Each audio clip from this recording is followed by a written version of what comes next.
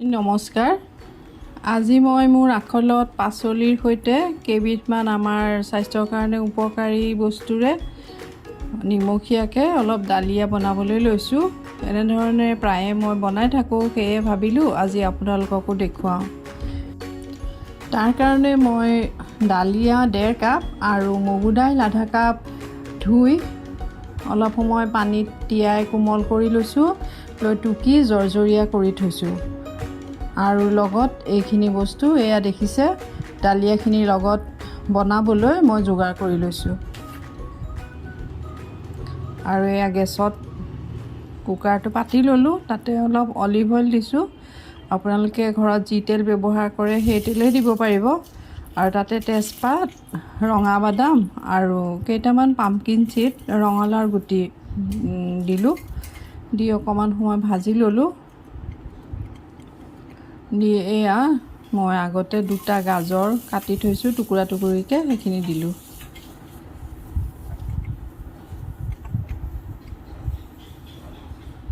আৰু কেইটামান খিচমিচকেইটা দি আৰু বেছি সময় ৰাখিব নালাগে, কাৰণ খিচমিচটো পটককৈ দে যায়।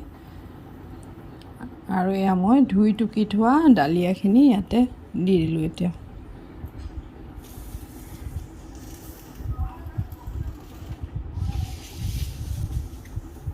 এয়া মই অকণমান সোৱাদ অনুযায়ী মোৰ নিমখ দিলোঁ আৰু আধা চামুচ জিৰা জালুকৰ গুড়ি দিছোঁ।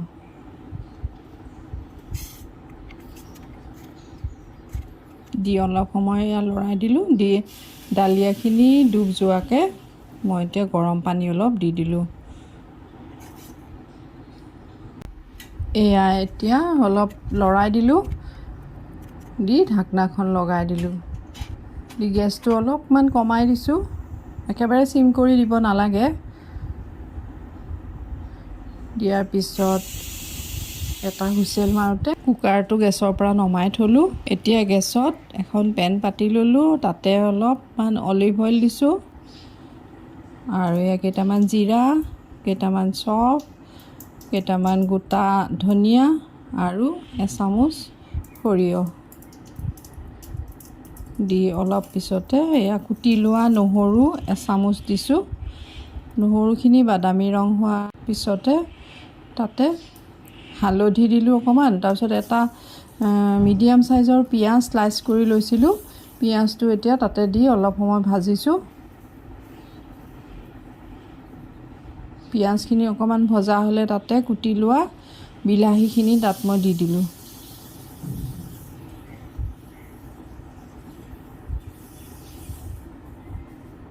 বিলাহীখিনি দি অকণমান বিলাহীখিনি গলি যোৱাৰ নিচিনা হৈছে। এয়া মই কেপচিকাম এটা কাটি থৈছিলোঁ, সেইখিনি আৰু কৰ্ণ কেইটামান দিছোঁ। দালিয়াখিনি দেখিবলৈ ধুনীয়া হ'ব এই বস্তুখিনি দিলে।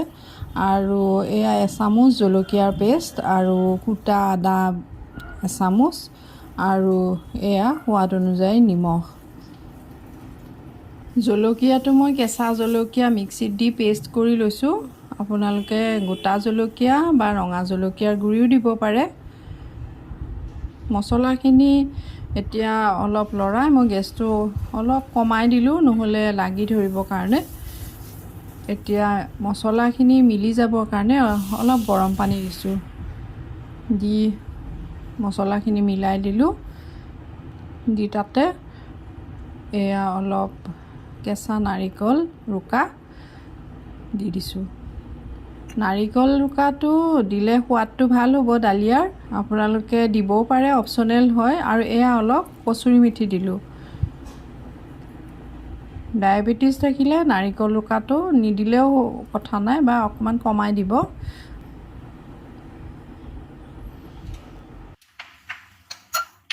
আৰু এয়া মই সিজাই থোৱা দালিয়াখিনি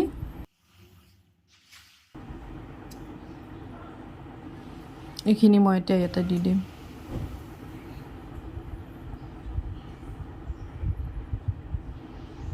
ধুনীয়াকৈ লৰাই দিছোঁ, বস্তুখিনি যাতে দালিয়াৰ লগত মিলি যায়। আৰু দেখিছেনে কি ধুনীয়া হৈছে দেখিবলৈ।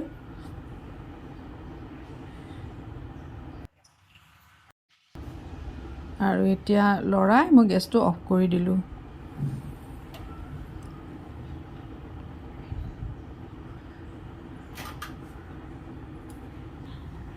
এতিয়া এয়া ডালিয়াখিনি মিক্স কৰি দিলোঁ।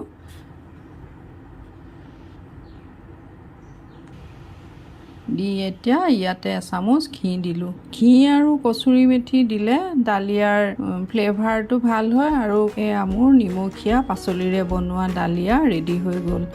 আৰু মই এয়া কুটা ধনিয়া পাত আৰু ডালিমৰ গুটিৰে সজাই পৰিৱেশন কৰিলোঁ।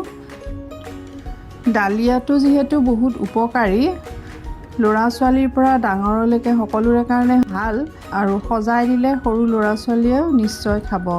আপোনালোকে ঘৰত এনেদৰে ডালিয়া বনাই খাই চাবচোন আৰু খাই কেনেকুৱা পালে এটা কমেণ্ট কৰি জনাব। ভিডিঅ'টি চাই যদি আপোনালোকৰ ভাল লাগিল তেনেহ'লে এটা লাইক কৰি দিব আৰু মোৰ আখল চেনেলটি ছাবস্ক্ৰাইব কৰিবলৈ নাপাহৰিব। ধন্যবাদ।